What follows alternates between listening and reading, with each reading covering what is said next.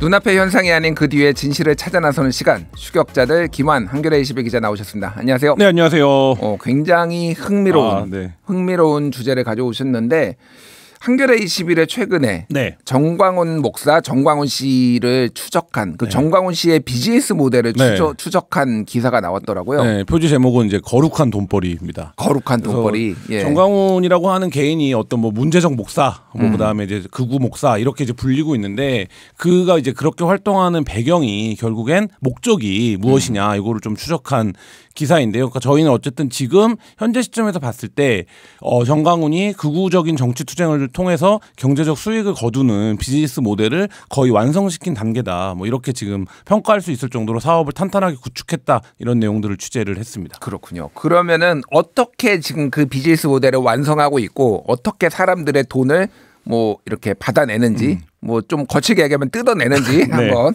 보도록 하겠습니다.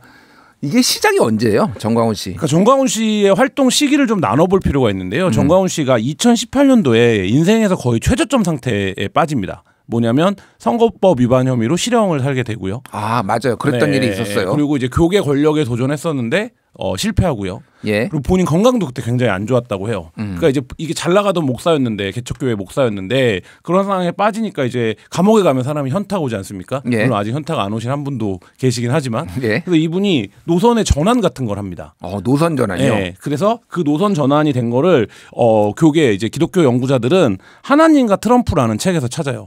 하나님과 트럼프. 네, 하나님과 트럼프라고 국내에도 번역 출간돼 있고 이제 정광훈 목사가 추천사를 쓴 책인데 이게 뭐냐면 간단히 얘기하면 트럼프가 어떻게 하나님의 은총으로 권력을 잡았는가를 그 기독교적 시각으로 해석한 책이에요. 네. 근데 아시다시피 트럼프는 굉장한 부자지 않습니까? 카지노를 운영하는. 그렇죠. 네, 근데 정치 권력도 잡은 거잖아요. 그러니까 이런 상황이 어떻게 조직화되고 가능했는가를 기독교적인 시각에서 본 건데 정광훈은 여기서 이 모델을 따라가기 시작합니다. 2019년 9월 이게 도대체 이때 무슨 일이 일어났나요? 정광훈이 2019년도에 문재인 정부의 어떤 실정을 비판하면서 퇴진을 포함한 요구사항들에 대해서 서명 용지를 받아야 된다 이런 유튜브 방송을 시작합니다. 예. 그러니까 정광훈의 정치 투쟁은 사실 흔한 일이었기 때문에 그 당시에는 별로 주목받지 못했었는데 그래서 개인들한테 서명 10,000명을 받아오면 연금도 줄 거고 국가 유공자로 나중에 지정할 거고 국가 운영 자문위원으로 임명하겠다라고 약속을 합니다. 연금을 얼마나 준다고 한 건가요? 100만 원입니다. 이게 뭐 한 달에 100만 원이요? 월 100만 원이죠. 월 100만 원? 네. 저도 좀 서명 받고 싶은데요. 그래서 저희 취재에 응했던 정광훈 피해자라고 해야겠죠. 대구에서 평범한 요양보호사로 일하던 이 기독교인 이 씨가 이 유튜브를 보면서 점점 그 알고리즘에 빠져들기 시작합니다. 그러니까 이 정광훈 비즈니스 핵심이 바로 이 핵심 중에 하나가 이 유튜브 알고리즘이기도 한데 그리고 자꾸 보다 보니까 그 말이 맞는 것 같은 거예요. 그래서 또 이제 지역이 대구이다 보니까 더 그렇게 됐겠죠. 그래서 이분이 밤낮 없이 서명을 받습니다. 그래서 정광훈이 서명을 받아와라 이렇게 이제 지침을 내린 이후에 개인으로는 처음으로 10,000명 서명을 받게 된 거예요. 아니 개인이 10,000명을 서명을 받았다. 거기에는 그럼 뭐가 담긴 거 그 서명에는? 그 서명에는 우리가 흔히 마케팅 수단으로 활용할 수 있는 정보들, 거주지, 그다음에 전화번호, 생년월일 뭐 이런 게 들어있겠죠. 왜냐하면 이게 법적으로 제출될 설명이라고 하니까 그걸 다 받아야겠죠. 근데 그거를 그렇게 쓴다고 그거를 마케팅에 맘대로 쓸 수는 없는 거잖아요. 없죠. 근데 그 서명 용지에는 놀랍게도 마케팅 활용에 동의한다라는 문구가 조그맣게 들어가 있습니다. 아, 그랬어요? 그러니까 처음부터 이 정광훈의 정치 투쟁으로서 그러니까 예를 들면 문재인 정부를 상대로 했던 정치 투쟁이 물론 그거에 대한 정광훈의 신념도 있겠죠. 근데 그것뿐만 아니라 더 확장적인 어떤 비즈니스 모델로 그 신상 정보를 활용하려 한 게 아니냐라는 이제 의심을 충분히 해볼 만한 대목이죠. 어쨌든 지금 그 이제 기사도 저도 읽었는데 한겨레 기사 제목이 정광훈 지갑 6개 벌리고 집회 연금 100만 원씩 주겠다. 한번 기회 되시면 한번 읽어보시고요. 그러니까 이거 지금 보니까 이 사람만 지금 10,000명을 모아온 게 아닐 거 아니에요. 그러니까 여러 명이 10,000명까지는 아니더라도 다양한 이제 서명들을 모아왔겠죠. 정광훈은 이걸 바탕으로 뭐를 하냐? 지금 정광훈이 하고 있는 사업은 6개, 7개 정도로 추정이 됩니다. 아, 그렇게 사업을 많이 해요? 첫 번째가 조직화 사업인데 이게 커뮤니티 앱인 자유마을의 앱에 가입을 유도하는 겁니다.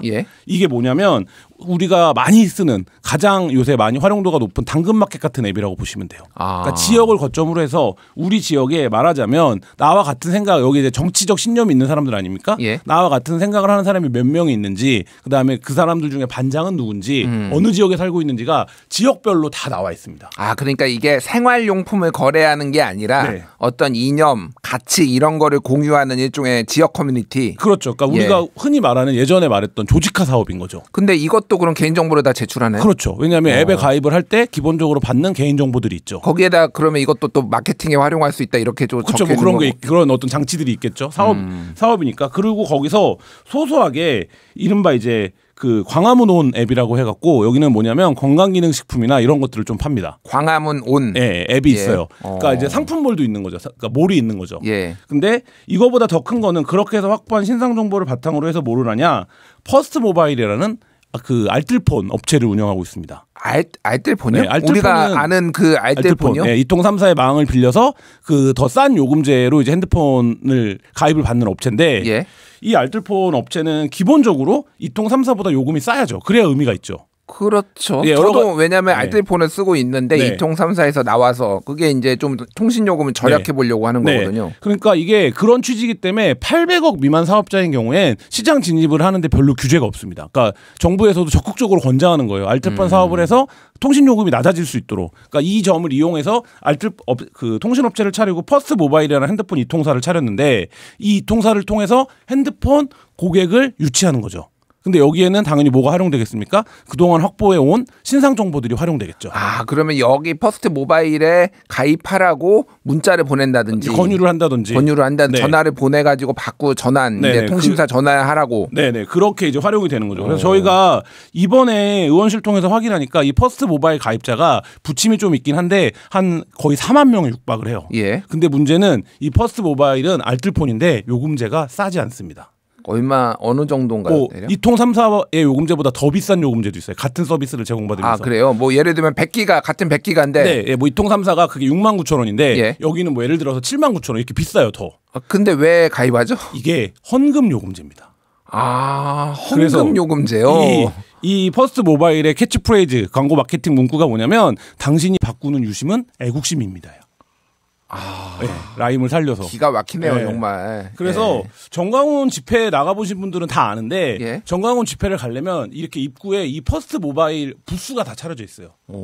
그리고 어떻습니까? 이게 이제 우리도 핸드폰 같은 거 가입할 때 약간 더 안 읽어보잖아요. 그냥 사인만 하잖아요. 그렇죠. 그러니까 특히 이제 큰 통신사 같은 경우는 우리가 이제 믿음이라는 게 있잖아요. 그러니까. 그래서 여기서 이제 말하자면 그런 거 약관 같은 거 읽지 않고 이게 다 좋은 일에 쓰인다. 이렇게 하니까 신념이 강한, 그러니까 자유마을 등을 통해서 조직화된 사람들을 대상으로 이 마케팅을 하니까 효과가 굉장히 좋겠죠. 예. 그러니까 뭐 그런 방식으로 지금 가입자를 늘려가고 있고 특히 이 퍼스트 모바일은 정광훈의 딸이 지금 사실상 대표로 있습니다. 딸이요? 네, 지분을 갖고. 그러니까 패밀리 비즈니스네요. 네, 패밀리 비즈니스죠. 그리고 또 한 가지 선교 카드를 발급합니다. 선교 카드는 또 이건 뭐냐면 농협과 제휴해서 카드를 발급하는 거예요. 지금 신용카드도 신용카드요. 네. 그러니까 금융도 갖고 있는 거죠. 말하자면 이 선교 카드의 핵심은 뭐냐면 카드를 쓰면 뭐가 발생합니까? 수수료가 발생하죠. 그렇죠. 이 수수료가 0.2에서 0.4% 정도에 되는 수수료가 정광훈 이제 카드를 발급한 데 모이게 되는데 그게 이제 카드를 발급한 자의 수익이죠. 그렇죠. 근데 이 부분을 지금 이제 정광훈이 합법적으로 카드를 발급하는 것을 대행해 줌으로써 이 벌어가고 있는 구조인데 이 카드 가입자도 지금 한 4만 명 정도 됩니다. 근데 우리가 보통 카드 발급받을 때 어떻게 하나요? 누가 카드 하나 해줘 이러면 그냥 해주잖아요. 근데 이 정광훈이 노리고 있는 타깃들은 나이대가 어떻게 굉장히 어르신들이 많잖아요. 그렇죠. 그러니까 그런 거에서 더 꼼꼼하게 약관이나 이런 구조를 확인하지 않는 거죠. 그러니까 이 수수료가 어디로 가는지 어떻게 쓰이는지 이런 거를 몰라요. 모르는 상태에서 가입하는 경우가 저희가 취재하면서 굉장히 많았고 그러니까 이렇게 해서 지금 이 자기가 비즈니스 마케팅을 할 대상을 자유마을을 통해서 하고 그리고 때때로 그렇게 조직화된 지역에 있는 사람들한테 집회에 나오라는 지침도 내리고 그리고 이 확보된 신상정보 그다음에 정치투쟁을 통해서 확보된 신상정보를 통해서 핸드폰 회사도 하고 이통사도 하고 그다음에 카드 회사도 하고 지금 이렇게 지금 정광훈의 사업이 뻗어나가 있고 일정 정도 안착이 되어 있는 상태입니다. 뭐 이게 뭐 문어발식 기업 재벌인가요? 뭐 재벌까지는 좀 과장이지만은 이게 얘기를 좀 듣다 보니까 일종의 다단계 아닌가 약간. 그렇죠. 다단계 방식으로 조직이 되는 건데 그 정강훈은 이 다단계를 적극적으로 하면서 뭐라고 하냐면 지금 그래서 이거를 6대 결의 사항이라고 불러요. 정강훈이 하는 사업에 다 동참해 주는 거를 이 6대 결의를 한 사람이 1,000만 명이 되면 또 연금 100만 원씩을 지급할 거라고 합니다. 아, 지급을 하나요? 아직 1,000만 명이 안 됐죠. 1,000만 명이 되면. 근데 1,000만 명이라고 하면은 우리나라 인구의 5분의 1이고 뭐 미성년자 이런 거 저런 거 빼도 거의 뭐 4분의 1 뭐 이 정도 되는데 상식적으로 그런 생각이 들잖아요. 근데 이 극우 집회에 경찰 추산 한 3만 명이 모이면 이들은 몇 명 한다고 발표하는 줄 아십니까? 100만 명 정도 얘기하나요? 300만 얘기해요. 300만이요? 3만 오면 300만이 왔다고요. 그리고 3월 1일 날 예정되어 있는 집회는 참여 목표 인원이 1,000만 명입니다. 1,000만 명이요? 1,000만 집회를 하겠다고 해요. 윤석열 탄핵 반대. 그러니까 이들에게 1,000만이라는 거는 이 어르신들에게는 실질적으로 자주 접하는 숫자예요. 그러다 보니까 이제 저나 김준일 선배 같은 경우에는 야 1,000만 명을 어떻게 모아 이런 생각을 하지만 이들에게는 밑줄의 본전인 거죠. 내가 어차피 카드도 쓰고 핸드폰도 써야 되는데 내가 지지하는 정치 세력에 도움도 되고 1,000만 명 되면 나한테 100만 원도 준다 이렇게 생각을 하게 현혹하는 건데 이거를 사회 일반의 용어로 뭐라고 불러야 되겠습니까? 사기죠. 사기. 아니 뭐 이제 우리가 단정할 수는 없어요. 이거는 형사 사건에 이제 사기인지 아닌지 모르겠으나 어쨌든 어쨌든 그러니까 이게 듣다 보니까 이게 일종의 이제 다단계 수법과 어떤 정치 이거 일종의 그리고 유사 종교 이런 것들을 결합해 가지고 상당한 탄탄한 비즈니스 모델을 지금 결국은 그리고 정보가 돈이다 이런 것들을 이제 일찍부터 깨달아서 지금 차근차근 지금 그 단계를 밟아오고 있다 이렇게 보이네요. 그러니까 그렇게 지금 추진이 되어 왔고 이게 2019년 정도부터 시작이 된 거니까 지금 벌써 그 역사가 6년 정도가 돼요.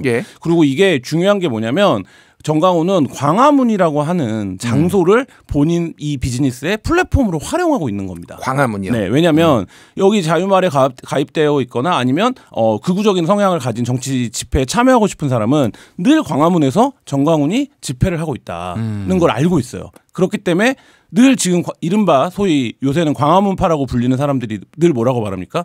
토요일엔 광화문에 오라고 하잖아요. 광화문에 오면 이 정강훈이 하는 자유마을에도 가입시키고 자유일보에 대한 정기구독 이것도 2만 원이거든요. 그러니까 언론도 갖고 있는 거예요. 미디어 사업도 하고 있는 겁니다. 그렇네요. 그 자유일보에도 하고 퍼스트 모바일 부스에서 판촉도 하고 그다음에 성교카드 가입 신용이 되는 사람한테는 성교카드 가입도 유도하고 그리고 광화문 자유마을 앱을 깔거나 광화문 온 앱을 깔면 거기서 소소하나마 이 정확한 타겟팅이 되어 있는 건강식품 같은 상품도 팔고 뭐 이렇게 하는 거고 이걸 총체적으로 돌리고 있는 게 지금 정강훈의 유튜브인 거죠. 아 그렇군요. 그러니까 지금 말씀하신 대로 언론사, 통신 기업 거기에다가 쇼핑몰 거기에다가 뭐 금융 커뮤니티. 와 이게 완벽하게 지금 비즈니스 모델을 구축을 한 거죠. 그러니까 이게 지금 그러면은 정광훈 씨는 이렇게 최근에 이제 집회에 더 많이 나오고 사람들이 그럴수록 더 이 뭐라고 해야 되나 이 사업세가 더 확장일로에 있겠네요. 그렇게 볼 수밖에 없겠죠. 왜냐하면 이 지금 윤석열 탄핵을 기점으로 해서 정강훈이라고 하는 이 말하자면 변두리에 있던 세력이 사회 전면에서 대단한 영향력을 행사하는 여론 집단으로 등장한 것처럼 보이잖아요. 그 상황이 이 정강훈의 영향력이라든지 정강훈이 영향력이라는 곳, 정강훈이 하는 이 사업의 확장성을 말하는 걸 텐데 그거를 지금 제어하기는 이미 어려운 시점이 됐고 왜냐하면 정강훈이 사업 파트너로 삼고 있는 이통사는 KT고 이 카드는 농협이에요.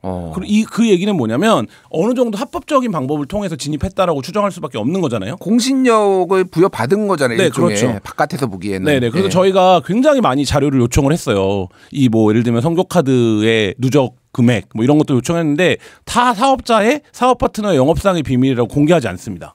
그 얘기는 이미 사업 모델로 자리를 잡았다는 거고 그게 최근 집회 인원수가 늘어나는 만큼 어쨌든 확장이 되겠죠. 알겠습니다.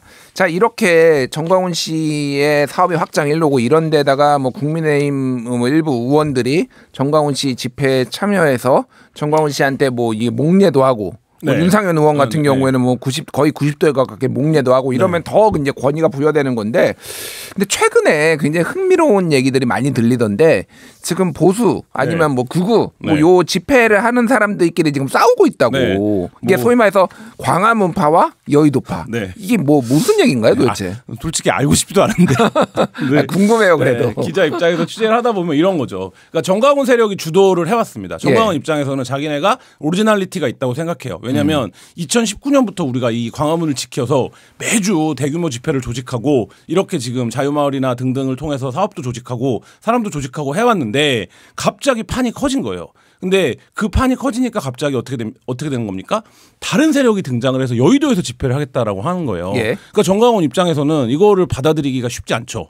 그런 상황에서 중간에 서부지법 폭동 사태가 끼지 않았습니까? 서부지법 폭동 사태 있었죠. 그러니까 서부지법 폭동 사태의 배후로 지금 경찰이 정광훈을 보고 수사를 진행 중인 거 아닙니까? 그쪽에 있었던 또 뭐 특임 집사였나? 뭐 특임 전도사. 특임 전도사가 또 구속되기도 했죠. 그러니까 서부지법의 그 판사 방문을 걷어차고 뭐 이런 것들이 좀 확인이 됐죠. 그러니까. 그렇기 때문에 이 극우 진영 안에서도 이 서부지법 폭동 사태와 선을 그어야 되는 사람들이 나오는 거예요. 그러니까 이 사태에 엮일 경우에는 뭐 지금 어떤 그 법으로 처벌될지 모르겠지만 어쨌든 처벌을 피하기가 어려워 보이는 구조이잖아요. 만약에 소요죄가 되면은 10년 이하의 징역이죠. 그렇죠. 그러니까 일단 심리적으로 결별해야 되는 계기점이 하나 발생을 했고, 그 다음에 파이가 커진 거에서 이제 나눠 먹는 문제가 이제 발생을 하는데 여기서 이 정광훈파로 분류되는 신의 한수인가요? 그 유튜브 운영자인 신혜식 씨가 불을 지릅니다. 정광훈에 대한 수사에 음모가 있다. 이 음모는 바로 여의도파가 이 수사를 한 거다. 그리고 증거라고 제시한 게 그 소년보 목사, 여의도파를 이끄는 게 지금 소년보 목사인데 세계로교회 소년보 목사가 보냈다라는 문자를 공개합니다. 정광훈 뭐 너는 끝났다 이런 내용이에요. 그러니까 이거 봐라. 이게 사주한 거다 수사를. 이렇게 된 거죠. 근데 여기 사주까지 가면 어떻게 되는 겁니까? 심정적으로는 같이 하기가 어려워지는 거죠. 그래서 양쪽이 갈립니다. 그래서 그 전까지는 윤석열을 구하자, 윤석열 탄핵에 반대하자라는 목소리를 한 목소리를 내던 보수 유튜버들도 갈리기 시작합니다. 그러니까 저는 현상적 계기는 서부지법 폭동이었다라고 보는데, 근데 이제 그 밑에 저변에 깔려 있는 거는 유튜브가 다 뭡니까? 그 우파 그구들도 자기들도 그렇게 부르더라고요. 이제 우파 코인이 있는 거 아닙니까? 우파 코인. 이 유튜브에 구독자 수가 늘거나 뭐 조회수가 늘어나는 거에 따라서. 그러니까 제가 최근에 그 이제 이름은 좀 밝히기가 그런데 열심히 활동하시는 그 우파 진영의 변호사분인데 이분이 유튜브가 있어요. 근데 본인의 조회수가 2배가 늘었대요. 최근에 이제 탄핵 계엄 이후에. 근데 순위는 쫙 미끄러졌대요. 그러니까 다른 사람들은 도대체 얼마나 많이 는 거냐 이 조회수가. 나도 열심히 하는데 그런 얘기를 하더라고요. 그러니까 이게 수익이에요. 그러니까 조회수가 늘어난다는 건 그만큼 좀 돈을 벌고 있다는 거잖아요. 그거에서 주도권 다툼이 벌어진 거고, 이게 결국엔 뭐 우파 유튜버들도 스스로 표현하기에 우파 코인을 둘러싼 쟁탈전이다 이렇게 지금 표현을 하거든요. 그러니까 지금 말씀하신 사례가 되게 적합한 사례일 텐데 갑자기 이제 유튜버들이 커진 거예요. 그 전에는 내란 피의자 윤석열이 보는 알고리즘 속에서 존재하던 유튜버들이 지금 거의 유튜버의 전면에 나왔다고 해도 과언이 아니거든요. 그러니까 이들이 과거에는 특정한 음모론을 퍼뜨리는 유튜버들이었는데 지금은 정치 뉴스 유튜버가 되어버리니까 장르가 달라졌습니다. 그래서 굉장히 파이가 커졌고, 이 파이를 둘러싼 싸움이 벌어지고, 여기서 여의도파에 이번 계엄 이후에 말하자면 우파 진영에서 최고 스타로 등장한 전한길 씨가 이제 여의도파에 합류를 하면서 그 역사 강사, 공무원 강사, 스타 뭐 강사라고 하는 뭐 연봉이 한때 60억이었다는 뭐 그분이죠. 본인이 60억을 포기하고 이 집회에 나온다 이런 발언을 하고 있는 전한길 강사가 여의도 집회에 참여를 하고 이번에 대구 집회도 내려가지 않습니까? 이 대구 집회도 여의도 세력들이 주로 하는 거거든요. 그러니까 정광훈 씨 입장에서는 토요일마다 내가 여기 사람을 불러 모아서 나의 비즈니스를 어쨌든 계속 마케팅을 해야 되는데 이게 이제 지금 장이 2개가 서는 상황이 된 거잖아요. 그럼 결국엔 뭡니까? 나의 잠재적 고객들을 저들이 뺏어가고 있는 상황이죠. 그러니까 이들을 공격하는 겁니다. 진짜 막말로 공격합니다. 이렇게 얘기를 했네요. 그 아까 전에 얘기했던 그 여의도파는 이제 세이브 코리아라는 개신교계 단체가 주관하고 있고, 소년보 부산 세계로교회 목사가 좀 주도하고 있는데, 정광훈 씨가 이렇게 얘기했습니다. 소년보 목사님 잘 들어. 애국운동에 있어서 날 따라오려면 앞으로 10년 공부해도 나를 못 따라온다. 이렇게 얘기를 했어요. 이게 언어의 교란이 좀 있는데 이 극우파들이 사용하는 언어에서 이 애국운동이 뭐냐면 비즈니스입니다. 아, 비즈니스요? 네.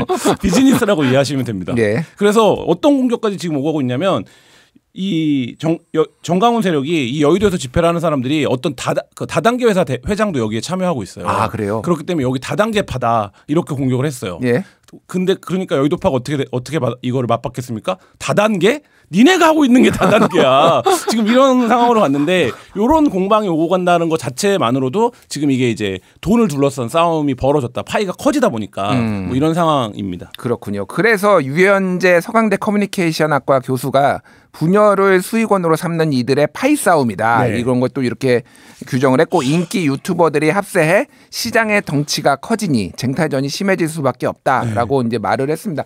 그러니까 보면은 결국은 이제 돈 문제다 이렇게 좀 어느 정도 정리를 해주신 것 같은데 이게 이제 일종의 이제 정치와 유사 종교 아니면 종교가 이렇게 결합을 했을 때 이게 얼마나 파괴적인지 이런 거를 좀 보여주는 건데 문제는 이게 여기에 또 생명력을 불어 넣어주는 게 결국은 정당이잖아요. 그렇죠. 예, 그러니까 국민의힘이 이런 뭐 구구 집회 이제 사실 이제 뭐 이게 정치권에서 이렇게 장외 집회에 나가는 것들은 과거에도 종종 있었고 예를 들면 뭐 조국 사태 뭐 이런 게 터졌을 때 민주당에서도 집회에 참여하는 사람들이 있어서 그때는 국민의힘에서 상당히 이제 뭐 비판을 하기도 했습니다. 네.